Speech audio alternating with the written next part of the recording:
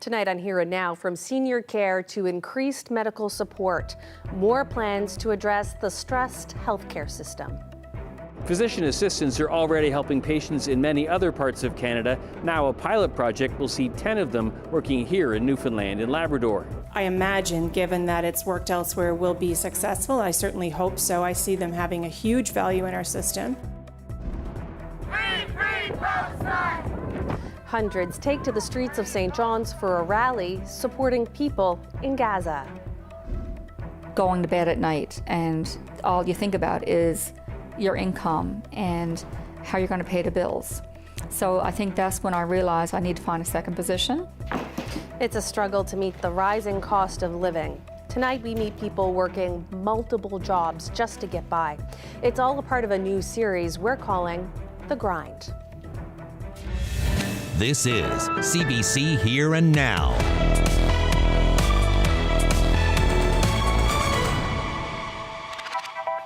Good evening and welcome to Here and Now. I'm Heather Gillis, filling in for Carolyn Stokes tonight. Our top story, the province says it's taking action to improve healthcare access for seniors. This is amid an ongoing healthcare crisis.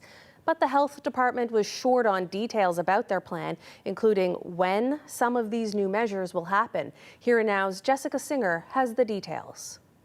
The province's latest healthcare action update seems to be lacking one crucial element: action. At a news conference today, the health minister said they're setting up what he calls centers of excellence in aging.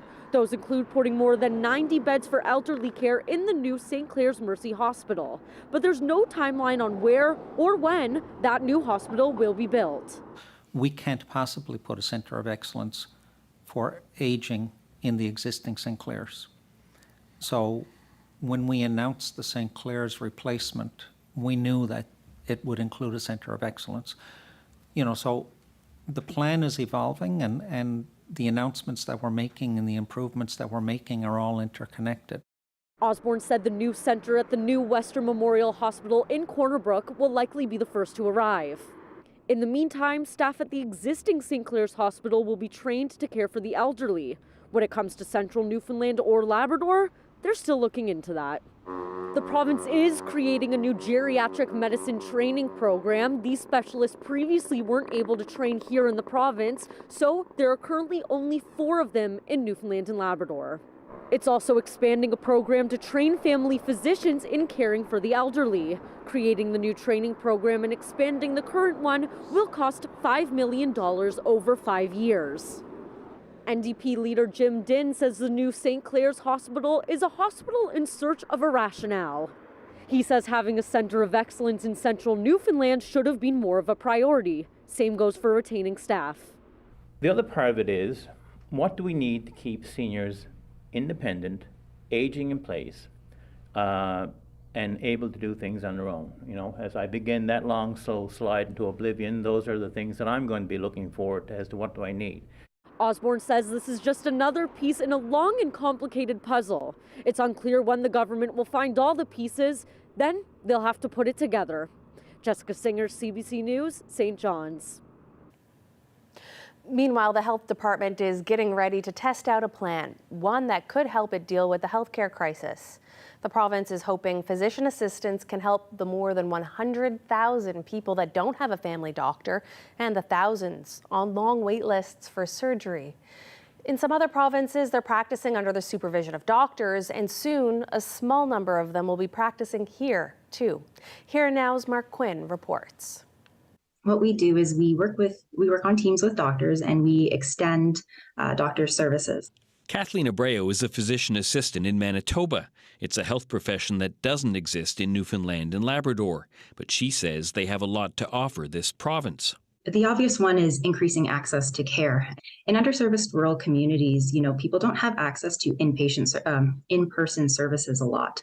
So they kind of get this intermittent virtual care, which is not so great. Before the pandemic, Abreu and her husband, a doctor who's originally from Newfoundland, looked at moving to Newfoundland and Labrador. But they nixed that plan because she couldn't find work here. That may change soon.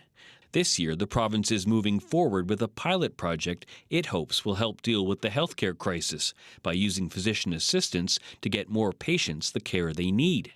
The province is hiring 10 of them to work at 5 sites. The pilot is testing out where they work in the system, how they work in the system, and that started this past year. We don't actually have them hired yet, but they are in the hiring process. Dr. Megan Hayes is the Assistant Deputy Minister of Health overseeing recruitment and retention of healthcare professionals for the province. She's also a family physician. Hayes expects the pilot project will lead to more physician assistants working here.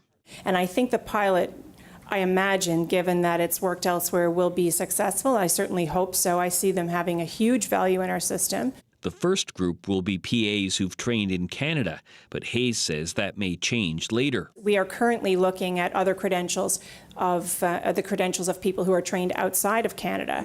Abreu and her husband are paying close attention. Couples who work in healthcare it's a thing. So I think that enabling PAs to practice, I think you'll see a lot of medical talent being attracted to the province. This hospital, the Janeway Centre, is one of 5 sites where physician assistants will soon be working. If the pilot project works, the province will have to figure out how to regulate and license physician assistants in Newfoundland and Labrador. Mark Quinn, CBC News, St. John's. Still with health news, the University of Prince Edward Island is establishing a faculty of medicine with help from Memorial University. The program will be unique, creating a joint Doctor of Medicine degree from both institutions. The school isn't scheduled to welcome students until August 2025, but it's already hired its new dean. The partnership with Memorial is a brilliant first step to not be doing this totally from scratch, not designing a curriculum. For example, gets us to the starting line sooner, but also means that we have the supports of an established medical school, a well-established medical school that in fact has been practicing, has been training doctors in a very rural environment for a long time. The tent encampment on Confederation Hill is all but gone. With thousands of vehicles passing by it daily, it made the issue of homelessness more visible. Many of the homeless campers are now living in tents behind the Colonial Building. And now that fewer people will see the campers and their tents, NDP leader Jim Dinh fears government won't take the issue as seriously. He also has another fear as cold winter approaches. My other great fear is that this is not resolved. My fear is that someone will die this winter. We know it happens elsewhere. That, to me, would be a damning indictment of this government's failure to address this issue. I hope it doesn't come to that, but I really fear this is. You can feel the temperature change already.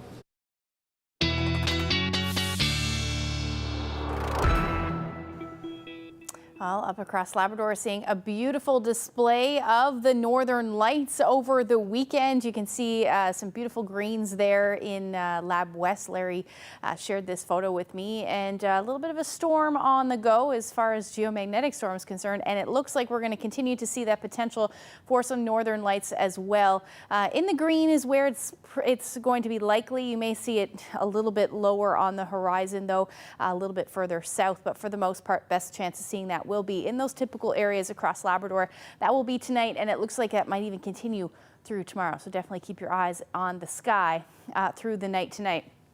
Temperatures today, not too bad for some areas. Single digits, high single digits further east you go, about 8 degrees in St. John's. Those temperatures as you head towards central and the west coast, even the south coast, anywhere from 2 to about 5 degrees. Labrador, you're still hovering around the 0 degree mark. A little cooler for those of you in Lab City. But if we take a look at what's going on right now, we do have some onshore flurries. Those winds perfectly in line to create those flurries. And they'll continue tonight, but we've got a bigger weather system moving in. I'll talk about that when I come back. Thank you, Ashley. An update now on a story we brought you last week on Here and Now. Tristan Keats was facing a difficult choice: homelessness or giving up his 3-year-old son to foster care. But after his story aired, he got a call he'd long been waiting for. Our Arlette Lazarenko reports. Tristan Keats still lives in his mother's rental with his 3-year-old son, but he won't be here much longer. His mother's landlord won't let him stay there, and NL Housing told him he could be waiting to find a spot for years, time he didn't have. His options? Find a place in an uber-competitive rental market or live at a shelter without his son. But after CBC told his story, a story that made it into the House of Assembly, the Crown Corporation called. Now I'm put on a prioritized list, which goes from, it takes it down from 2 to 3 years now, apparently 2 or 3 months. He is grateful, but also frustrated. Because not everyone has the chance to go on TV. Not everybody has the resources or the patience or, you know, the willpower or the time really even to be able to call out, reach for help. He says people reached out to him with similar stories. I'm very fortunate for it, but I feel really bad that, you know, I'm the one that's now getting answers and there's still people out in the streets that are still being pushed through the wind. But at least for now, for them, the future is a little brighter. Once I get the home, I can build a foundation of, you know, me going back to school, childcare, schooling gets back into order, you know. Keats and his son are still on the waiting list, but he says now he has more hope that he and his son will stay together under the same roof. Arlette Lazarenko, CBC News, St. John's. And the province is looking for proposals on developing affordable rental housing in the St. John's area. A news release from the Infrastructure Department today says they've released an inventory of vacant land in the metro region that can be used to build affordable rentals. They want proposals from industry and not-for-profits. The province is looking for vacant land outside the metro region as well. And about 800 people took to the streets of St. John's in a rally for Palestinians caught in the ongoing Israel-Hamas war. The march happened on Saturday. It was one of hundreds happening around the world as a part of the 100K March for Gaza. Overnight, the Israeli Defense Forces says it carried out another 450 airstrikes on Hamas targets. Meanwhile, it's been another day stuck behind closed border points for Canadians trying to get out of Gaza. Global Affairs Canada says it will now likely be tomorrow before they can leave. Yeah, well, and apparently they're like... The Rafah border crossing between Gaza and Egypt was closed over the weekend due to the escalating fighting. It reopened today, but Canadians are not among those currently being allowed through. About 400 people are stuck in limbo. The Palestinian Border Authority says Egypt hasn't provided a list of Canadians who are authorized to leave Gaza. And there's a backlog of other foreign nationals waiting to go, and they may have to be cleared before any Canadians are allowed out. Back here at home, the Newfoundland Growlers are licking their wounds after getting beat up on a recent road trip to Quebec. The Dogs started off the year strong with 3 straight wins, but it's been a bit of a struggle since then. The team has only won 1 game in the past 6, including losing 3 straight to their rivals, the Trois-Rivières Lions. The Growlers dropped a close one last night, losing 2-1 in overtime. The team heads back to St. John's, and they hope playing in the Mary Brown Centre might change their luck in the next series. Crippling grocery bills, unaffordable rent, gas tanks that are always half empty. We're in a cost of living crisis, and it's taking a toll on families, students, and average earners. Join us for a new series as we meet people in this province juggling multiple jobs to make ends meet, burning long hours just to cover the basics. Well, our next weather maker is getting going over Ontario at the moment. That's going to move in through the next couple of days, bring some snow, rain, and wind. Get into the details coming up.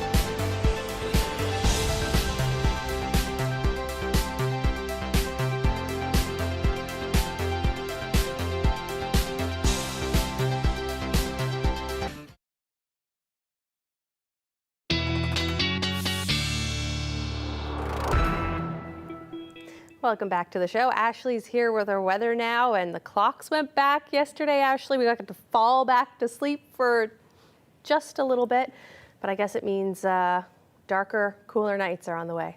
Yeah, absolutely. We had a nice weekend for the most part. Temperatures were fairly warm, especially in the eastern portion of the island. Kind of a little.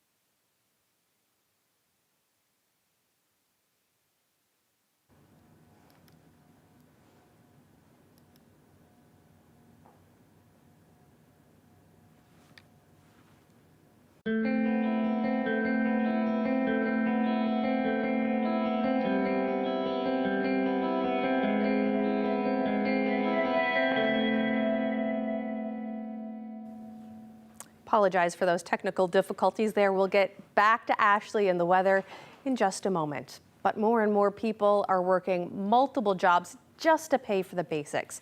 That's according to new data from Statistics Canada. Here and Now is launching a new series tonight, putting those workers in the spotlight. We're calling it The Grind. It's about people clocking in and out and then back in again to make expensive ends meet. Tonight, Here and Now's Malone Mullen introduces us to a Flat Rock woman who's grappling with the middle class squeeze. Like most working people on a Wednesday evening, Kelly Young is heading home from the office. This is when she used to put her feet up, spend time with her husband, cook dinner. Now, most days, she's getting ready for work again. Going to bed at night, and all you think about is your income and how you're going to pay the bills.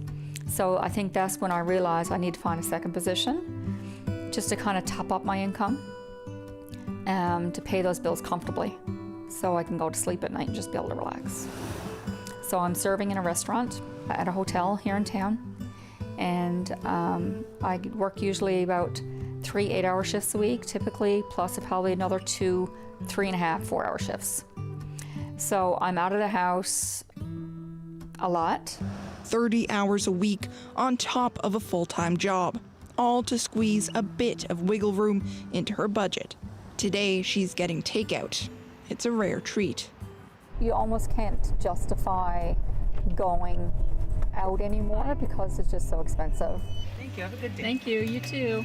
When we went to Harvey's, I said to my husband, I said, why don't I just pick up something on the way home from work today? He said, sure. And it came to $60. Well, 50 something, but pretty much $60. And anyway, I just stood there and I was like, almost thinking in my head, can I get a refund? Guess how much you paid for one cabbage? Canadians from coast to coast are feeling the crunch. At this point, Canada just ain't it. How the hell is anyone existing in Canada? Like, I feel trapped. Slammed with sky-high food, fuel, and living costs. I don't understand how I make $34 an hour and I can't function. It's here, in places like Flat Rock, in average homes, on residential roads, where the headlines play out in real life. Living a middle-class life has been our whole lives. We lived pretty comfortably before. We traveled, we took 6 teenagers to Florida one year, and we wouldn't even look at flights now to go do the same thing for ourselves, let alone us and 6 teenagers. So, your lifestyle completely changes. And so just having a second job now, just to even pay your bills, is a gift. We aren't meant to work 24 hours a day. A blessing, perhaps, but a mixed one, according to this sociologist. And instead, we've ended up with this scenario where, you have people who are grinding themselves to the bone to make their money, to just make ends meet. Young is part of that growing demographic, a 2-person household, 3 jobs between them, but still no room in this budget for date night or saving for a down payment on a house. You're always kind of falling behind, right? To the point where you're robbing Peter to pay Paul for paychecks and to get caught up in those bills. Her 70-hour work week is taking Young away from the things that make life worth living, her husband, daughters, and grandchildren. It's all to support an average lifestyle that these days doesn't feel sustainable. You know, I married my best friend. So when you don't see each other as much as you would like, it is difficult, you know, to come home after a long day at work and he's already in bed. So, you know, you get your shower and you get cleaned up and you jump in and you feel that cuddle next to you and the warmth. You know, it's everything, and that kind of gives you the reason to know what you're doing, why you're doing it. Malone Mullen, CBC News, Flat Rock.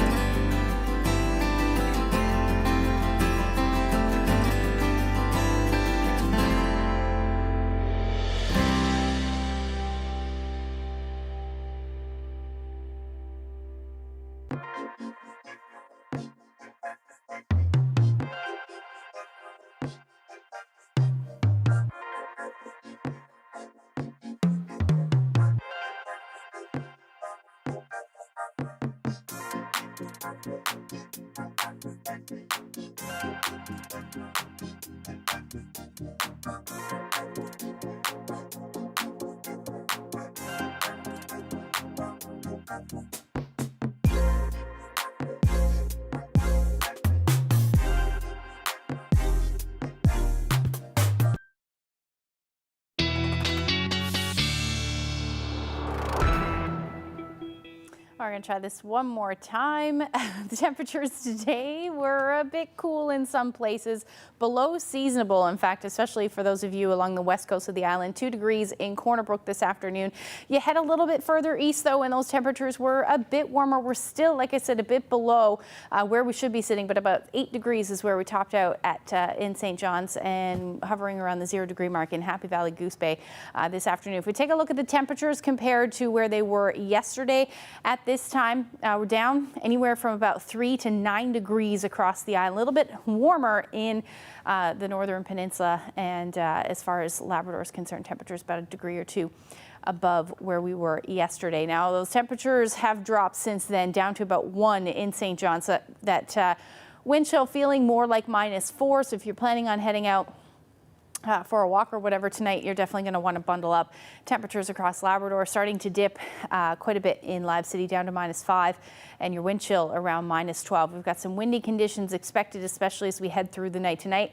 So expect those wind chills pretty much across the board in Labrador to be into the -teens, maybe even the -20s tonight. We've got a ridge of high pressure in place. That's keeping things relatively quiet across the island. We are seeing a few flurries, onshore flurries for the west coast, but that's about it. Our next weather maker over Ontario at the moment, that will be our weather maker for Tuesday, Wednesday, and even into Thursday. If we take a look at the future tracker here, that went way too fast. Let's try that one more time. So bringing the future tracker through to Wednesday, that's when we'll start to see some of the effects Tuesday night into Wednesday across the island. More in the way of rain for most of the island. Labrador going to start to get into some of that snowfall. Northern Peninsula, you are also going to see some snow, it looks like, at this point when Tuesday night into Wednesday. And then as this area of low pressure continues to track a little bit further east, we're going to see some windy conditions in behind that as well through Wednesday, even into Thursday. Areas for southeastern Labrador and the northern peninsula, this is where we could see some accumulating snow. And the Environment and Climate Change Canada has already issued a special weather statement for that. So anywhere from Happy Valley, Goose Bay through to southeastern portions of Labrador and the northern peninsula, that's where you could be seeing that weather. We may even see some winter storm warnings associated with this one. So I'll definitely keep you in the loop for that over the next coming couple days. But for now, we just have those onshore flurries, like I said. The winds will eventually shift as we get into the morning hours, so those flurries should end. And it's going to be a quiet night tonight. Just some flurries possible for those of you in Lab West. As we get to the morning hours, you may pick up a couple of centimeters through the day tomorrow as that system continues to move in. But for now, we're talking about overnight lows minus single digits, a bit above further east, and Labrador generally into the -3 to -8 degree range. But again, Lab West, you are looking at temperatures around -13. So your winds are going to be gusting anywhere from 50 to about 80 kilometers per hour. So those wind chills will be quite chilly. Here's that area of low pressure I was talking about. So it's going to bring that snow in first. So 2 to 5 centimeters possible for those of you in Lab West. Increasing cloud across the island. That will be the story as we get into the evening hours. We may see a few showers, maybe flurries in the higher elevations. But this snow will eventually work its way towards central Labrador and then eventually southeastern Labrador as we get into your Wednesday morning, which will also bring some rain. Temperatures tomorrow, a little cooler than today, especially in the east. Otherwise, right around where we have been sitting, anywhere from 1 to about 7 degrees across the island. And for those of you in Labrador, you're looking at your temperatures into the mid-minus single digits. For those of you in Lab West, otherwise, maybe a little bit above 0 as you head towards southeastern Labrador. So enjoy the quiet weather while it lasts, because like I said, that storm is on the way. We'll talk a little bit more about that when I come back. Thank you, Ashley. Now, the tent encampment on Confederation Hill is nearly gone, but many of the homeless people who lived there haven't found permanent housing. Some are living in tents near Bannerman Park in St. John's, while others have their tents hidden in other areas. NDP leader Jim Dinn has been advocating for the campers. I spoke with him earlier today, asking if he thinks government's response to the issue has been adequate. No, not by a long shot. It's interesting, in the House, I get to listen a lot more now. But I heard the Minister of Justice talk about how the tent city had disappeared because they had found housing. And so, no, they didn't. People just gave up, went here, or they're somewhere else. They're not necessarily housed. People still refuse to go into the shelter system. In some cases, you've been here every day to speak with the people who are living in tents. How many of them, to your knowledge now, have homes or have moved elsewhere? We know that go back a few weeks, that we were able to get some people into a housing that was sort of actually their own place. Others we were able to, certainly with the assistance of other people as well, to get them into an acceptable shelter where they could have some privacy and independence. Also from a few weeks ago, the only word I can use to describe the disgusting conditions of some of these shelters, which, by the way, is not something new. It's on for, I would say, for as long as I've been visiting shelters like that. There's a lot of people who've gotten into some sort of maybe a hotel room, but they're probably going to end up back here as well, or sleeping somewhere else. And I mean, I've spoken to some people who have moved from the Confederation building site to other areas. They don't want to say where because they're afraid of violence and other issues and theft. Now that the problem is less visible, what do you think will happen? I think, for the most part, it became an issue for government to the point where they came up with a so-called 5-point plan only when it was visible and it was on their doorstep and it was an embarrassment, as it rightfully should be to them. That's when they were focused. My fear is that now that it's out of sight, out of mind, they'll be less focused on it. My other great fear is that this is not resolved. My fear is that someone will die this winter. We know it happens elsewhere. That, to me, would be a damning indictment of this government's failure to address this issue. I hope it doesn't come to that, but I really fear this is. You can feel the temperature change already. Absolutely. It's definitely cold here today. I know the municipality of Halifax in Nova Scotia has designated areas for people to set up tents, and that they have shelters that are basically small sheds for people to go in. Would you like to see something like that in this province and in this municipality? I'm going up to Halifax on Wednesday to attend the National Conference on Ending Homelessness, and I'm hoping some of the sessions I've signed up for are actually about how do you, what the supports do we need in place for people who are living in tents and encampments. If it comes down to what out-of-the-box thinking could we come up with, Halifax has offered up a number of solutions. But here, we've got the City of St. John's, the bathrooms. It costs a significant amount of money to provide the security and to keep them open. Well, if the province is interested, how about picking up the cost for that so people here have a place to live? If it's about using the Pippi Park campground where there are services, then again, that's something that the provincial government could look at, because for these people, they've made it clear they're not going to the shelter system. We have the Colonial Building here. Why not have it staffed with housing people or CSSD, members of Children, Seniors and Social Development, so there's always someone here who can assist, or allow them to come in and get warm. This government has touted the need for out-of-the-box solutions, and yet here what they are determined to do is to squeeze them into the box of the emergency shelters, which is the very thing they do not want.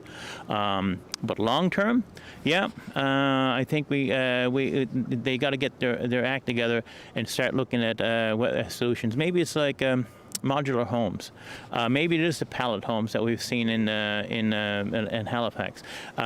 Maybe it is designated areas, but provide these services to the people rather than have them out in the woods somewhere on their own. And if something happens, we don't know about it. But at least here, if you've got staff around, you can intercede. I'm hoping, if anything, over the last few weeks, if the people who have lived in tents have proved anything, government needs to act. And I'm hoping that with the House ending, it doesn't fall off their radar. I really do. All right, Jim Dinn, leader of the NDP. Thank you so much. Appreciate it. Thank you. Staying with housing now, Tristan Keats says he's grateful but frustrated. Last week, he was facing homelessness and a years-long wait for Newfoundland and Labrador housing, the prospect of having to put his 3-year-old son into foster care. After his story aired on Here and Now, Newfoundland and Labrador Housing told him he's now on their priority list. He spoke with CBC's Arlette Lazarenko about the situation. So when the story broke, tell me what happened that day. So I got a call from housing, and they called looking for all my information, and apparently now I'm put on a prioritized list, which goes from, it takes it down from 2 to 3 years now, apparently 2 to 3 months. So I guess we'll see where that goes to, but as of right now they're saying about 2 or 3 months before they'll have a unit ready or something. It feels good. I mean, you know, to actually have them listen, to actually be heard. Like I said, the big thing is with me was that, you know, for the last 2 years we've been asking for help and no one's been able to give it to us, is what we've always been told. But now all of a sudden we have the help of you and your news team and everybody from there. And now all of a sudden now we got calls, we got answers, and you know, it feels really good. What do you feel like that you had to go on TV to be heard?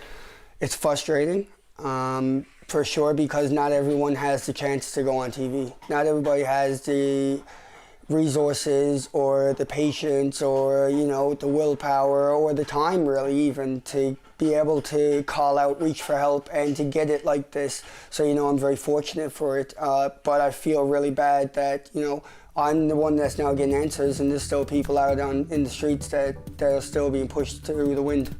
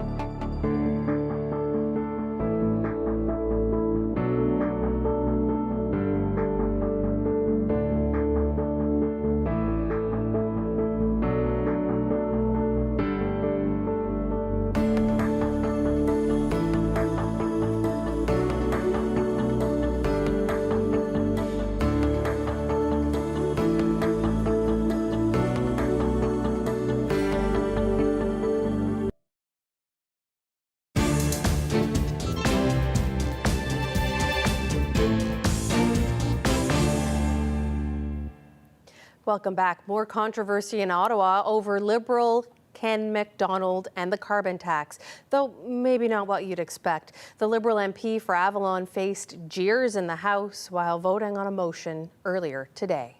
Mr. Long. Mr. Longfield. Mr. McDonald Avalon. It's all over that moment. McDonald said he was just scratching his head, but Conservatives assert the move wasn't so innocent. During the vote, McDonald faced backlash. You can hear someone shouting, "Ken, you flip-flopped again." McDonald previously broke ranks by voting against the carbon tax multiple times. A Conservative MP from British Columbia called foul, saying McDonald gave the opposition the middle finger. He gave the finger to the senior choosing between heating and eating. He gave the finger to all those struggling to make ends meet in an unaffordable Canada. He gave the finger to all Canadians watching. Mr. Speaker, I will rise on the same point of order. I scratched the side of my head with 2 fingers. So if they think it's 1 finger, that's up to them. They can take it how they like. Do the honourable thing. I'm placed in a very difficult situation here. If honourable colleagues will allow me to take a look at this issue, but let me just say this. When members are often offered an opportunity to explain their actions, and they do, usually the matter is closed. This has raised some disorder in the House. I will take a look at that, and if necessary, I will come back to the House. But I hope that this will be the end of the points of order on this particular issue. Canada's premiers and territorial leaders wrapped up a meeting in Halifax today. The main agenda was expected to be healthcare, but the carbon tax took center stage. Nova Scotia's premier says it's not effective in protecting the planet. I understand the concerns of my colleagues from other parts of the country, and I would ask that the federal government address those concerns in a meaningful way. That's fair. But ultimately, I think they should just get rid of the carbon tax and work with the provinces on something that would actually help to preserve our planet. Justin Trudeau has announced a 3-year pause on carbon pricing for home fuel oil for 10 jurisdictions where that federal fuel charge applies. Some leaders say it isn't fair that parts of the country don't qualify for the relief. The leaders are calling on the Prime Minister for a First Minister's meeting to discuss the issue of the carbon tax, as well as housing and affordability. Well, tonight we've touched on improvements to seniors' care in the province, as well as government's plan to bring in physician's assistants. And it's all to help combat the healthcare crisis that's being felt right across the country. Well, new research on virtual urgent care suggests it may not be the solution to overrun ERs. The CBC's Tashawana Reid explains. There were 3 patients that did end up needing to go to the ED. At this Toronto hospital, Dr. Justin Hall checks in with a staff member from the virtual emergency department. This is a great service for those who have minor injuries, minor skin conditions. And put your finger. The online service started during the pandemic with emergency physicians. Now it's led by nurse practitioners with support from doctors. We are not a solution to the primary care crisis. We are, however, a way of bridging the gap. Emergency rooms across the country are under pressure and face staffing shortages and closures. But a new study suggests those virtual appointments had little effect on how many patients showed up in person at the ER. Researchers looked at data from more than 19,000 patients in Ontario who had a phone or video call with a healthcare provider during the pandemic. Many of these patients had visits on the same day with another healthcare provider. Among those accessing virtual services the most, young adults in urban settings from high-income neighborhoods, and 85% already had a primary care provider. In a system of strained resources, we can't afford to provide redundant care to a population that already has good access to care.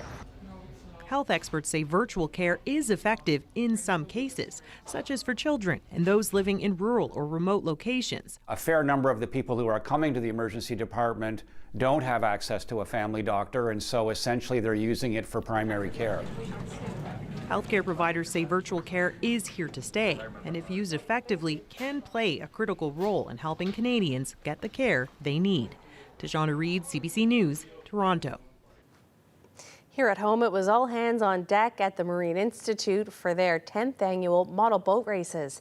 Reporter Sarah Blackmore was there as students from across the province took to the pool this weekend for Battle of the Boats. So our school and a bunch of other schools, we built model boats with a propulsion system that the Marine Institute sent us, and we're going to test them on speed and maneuverability and compete against other schools. Okay, how does it feel to be the controller of one of these boats? A lot of pressure. We've been preparing for a long time, but we had a different boat that we were going to use, and it didn't print on time, so we ended up making a different boat as Plan B. Are we excited for the races later this afternoon? Yeah. And what are you most excited for this year? Just to see how she goes this year. She's pretty fast, so we're hoping to do good. I think we're doing pretty good. We got a pretty fast boat and a maneuverable boat, so. Awesome. And this afternoon, what are we excited for? To win. Yeah. We're getting that win. Yeah. So you're here from Germany, is that right, on an exchange? And so did you do anything like this at your school in Germany? No, never, but because we don't really have many extracurricular things in our school sometimes. But this is great, like it's such a beautiful experience, and to get to do this with the whole team. I feel great. I feel like I'm really included, and it feels really fun to do this. The people here were like extremely generous and patient with us, so they were like helping us. They helped us like, plug some things back in, and they gave us some suggestions on how to fix the rudder and everything. To give like the people from like smaller schools or even bigger schools like a chance to like experience what Marine does and like how like with the boats and stuff like that, maybe gives other people a chance to actually see what goes on and like the testing and stuff like that, because a lot of people don't get to do anything like this. It helps you build like team skills and stuff like that. Like you get to like cooperate and work together and kind of all come together for a common goal, if you will. Great opportunity for a lot of students, like just to come here and do everything and learn about like different boats and how to see different boats being built and everything like that. It's a really good learning experience, and there's lots of people here and they're helpful, and it's just a great experience to have. We're all applying to Marine Institute as well. Are you? Okay, so any of you interested in doing naval architecture? That's what I've wanted to do for years. Marine engineer. And I'm doing like underwater vehicles. ROVs. It's been a good experience for all of us. I think this is our first time working really together as a team, and I think we've all really enjoyed ourselves. Just want to say thank you to our great coaches, and they were really cool and helpful. How are you feeling today? I'm just very proud to be here, and yeah, excited. We're gonna have the fastest boat. Yeah, that's how it's gonna be. It steps, like it goes. Give her the beans. Give her the beans. Well, how is this for a day on the job, climbing up more than 250 feet to repair a wind turbine? We tag along with the crew and PEI, who are definitely not afraid of heights. That's ahead.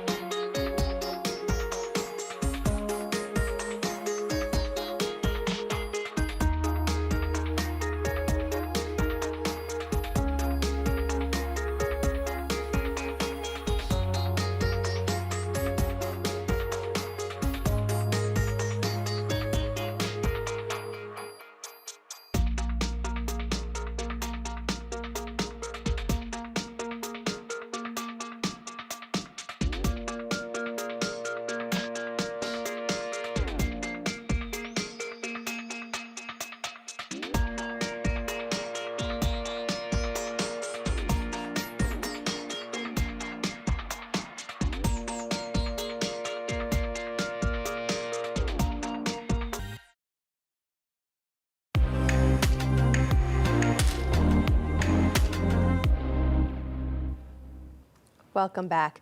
Wind turbines may soon be fanning out across this island, but they're already cropped up in places like PEI. And a team from Poland was recently in that province doing repair work. So what's it like standing on top of a turbine? A CBC team tagged along to find out.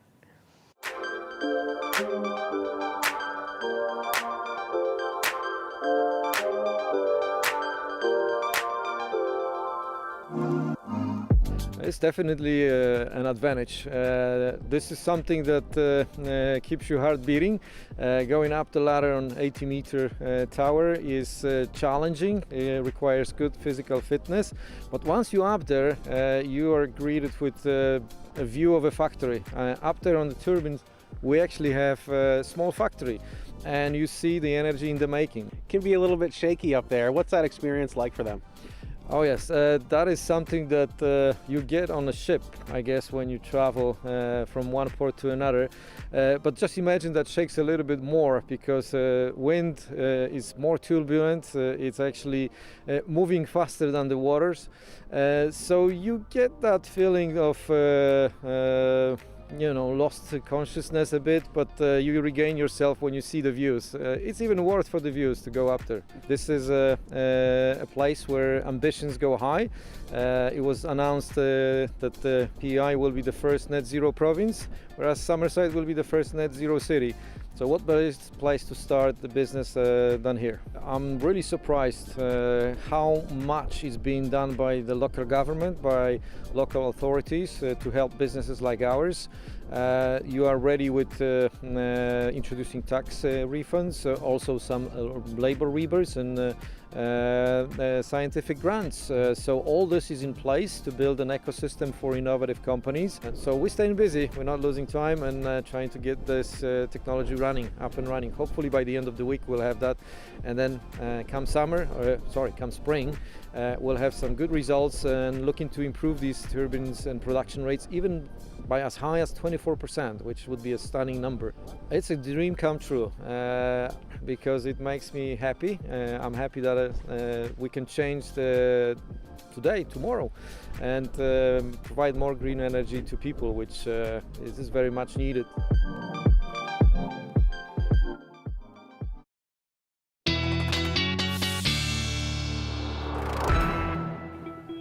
Definitely some stunning footage there, but you definitely can't be afraid of heights for that job, that's for sure.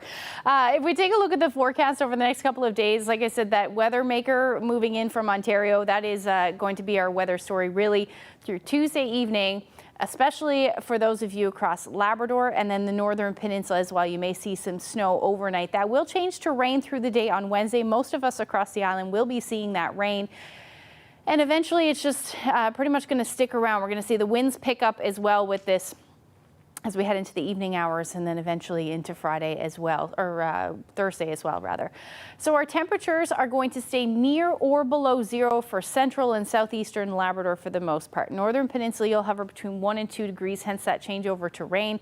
And then anywhere from about 5 to 9 degrees across the island as far as your Wednesday is concerned. Northern and western portions of Labrador, your temperatures will be into the minus single digits. Now, as we head through Wednesday evening into Thursday, start to get some of that colder air in the mix again. So Northern Peninsula, you'll likely see that change back over to snow. Things will start to clear out a little bit for your Thursday for Labrador, at least central portions of Labrador, but we'll likely see that linger, the potential for stormy conditions linger as we head into Thursday evening as well. Some of that colder air wrapping around, especially in the higher elevations, potentially on the west coast. We could be talking about snow as well through your Thursday. Temperatures really start to drop. You'll notice that as well. Single digits, just barely above zero. And then for central and eastern portions of the island, this is when we should see the most windy conditions. But our daytime high should hover around 7 degrees for St. John's. And then for Labrador, near or just above zero, but definitely hanging on to those minus single digits again for the west and the northern portion of the Big Land. Now, the long range forecast showing after Thursday, temperatures are going to drop, especially for St. John's and eastern Newfoundland. The chance of some flurries will be in the mix both Friday and Saturday as well. Note those overnight temperatures really starting to dip, about -1, +1. will be the overnight lows. And then for central Newfoundland, you're looking at windy conditions on Thursday. Again, we may see some of that snow in the overnight because our temperatures will be hovering around the 0 degree mark, and then still looking at flurries for your Friday and Saturday as well. And then same thing for western Newfoundland, temperatures between 1 and 2 degrees after Wednesday, so certainly some of the cooler air. Now for eastern Labrador, a few flurries by the time we get into Thursday. Going to hang on to that Friday and Saturday. And western Labrador, same thing, but most of that snow should fall for central and southeastern portions of the Big Land. Now we've been seeing our earlier sunsets, especially tonight. This one in Lewins Cove, Burin Peninsula. Lisa shared this lovely shot with us. If you have any weather photos that you would like to share with us, you can send them to nlphotos@cbc.ca. I know some of you are going to see those northern lights tonight. Beautiful. At least across Labrador. Send them in. Love those Nice. shots. So do I. Love the sunset. Yeah. Love the northern lights. Yeah, perfect. Beautiful. Anyway, that's it for our show this evening. Thank you so much for joining us. We'll see you later on. Good night.